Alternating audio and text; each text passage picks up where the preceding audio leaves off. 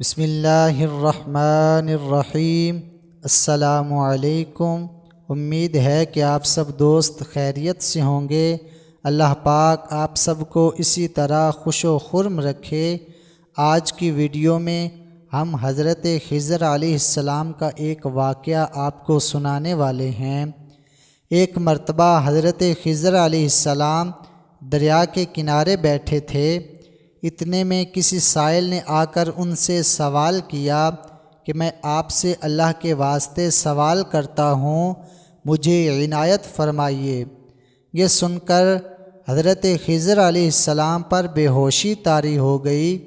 جب کچھ ہوش ہوا تو فرمانے لگے، بھائی میں تو صرف اپنی جان اور مال کا مالک ہوں، تم نے مجھ سے اللہ کے واسطے سوال کیا ہے، لہٰذا میں اپنی جان اور ذات تمہارے حوالے کرتا ہوں، تم جس طرح چاہو اس کو استعمال میں لاؤ، بازار میں فروخت کر کے اس کی قیمت سے فائدہ اٹھاؤ۔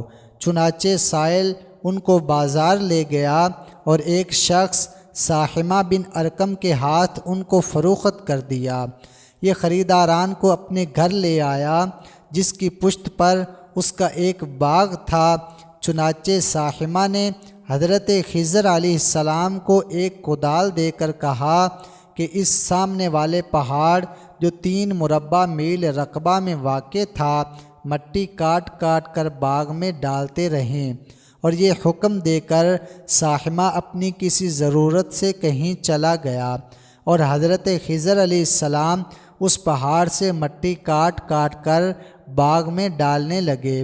جب ساحمہ واپس آیا تو اس نے گھر والوں سے دریافت کیا کہ تم نے غلام کو کھانا بھی کھلایا ہے یا نہیں؟ گھر والوں نے جواب دیا کہ ہمیں معلوم نہیں غلام کہاں ہے۔ یہ سن کر جب ساحمہ خود کھانا لے کر باغ میں آیا تو اس نے دیکھا کہ وہ غلام یعنی حضرت خضر علیہ السلام تمام پہاڑ کی مٹی کاٹ کر ڈال چکے تھے اور اپنے کام سے فارغ ہو کر اپنے مولا حقیقی کی عبادت میں مصروف تھے۔ یہ دیکھ کر ساحمہ کو بڑا تعجب ہوا اور اس نے دریافت کیا کہ یہ تو بتائیے کہ آپ کون ہیں؟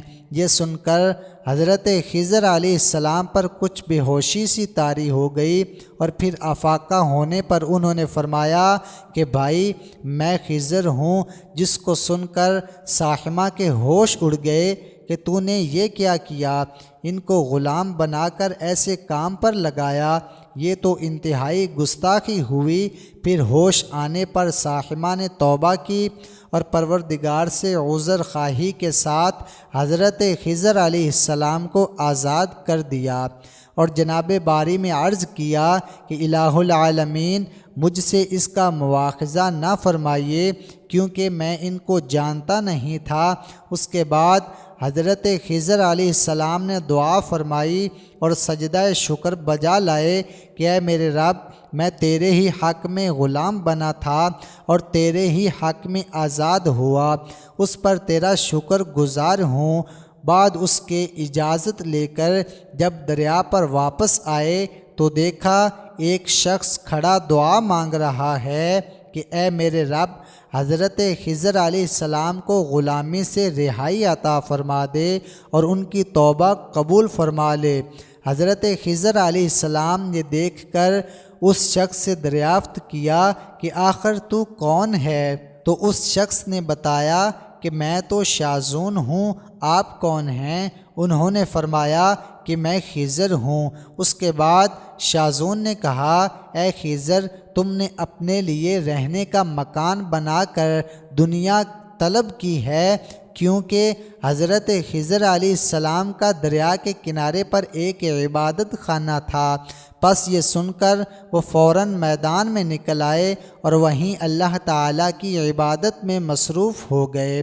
اس کے بعد حضرت خضر علیہ السلام نے اس جگہ ایک درخت لگایا اور اس کے سایہ میں عبادت شروع کی تو آواز آئی، اے خضر، جب تم نے درخت کے سایہ میں سجدہ کیا تو تم نے دنیا کو آخرت پر ترجیح دی۔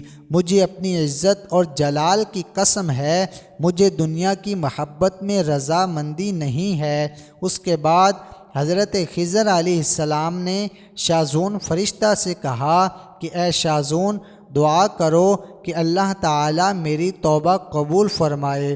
چنانچہ شاذون نے دعا کی اور اللہ تعالیٰ نے شاذون کی برکت سے حضرت خضر علیہ السلام کی توبہ قبول فرمائی۔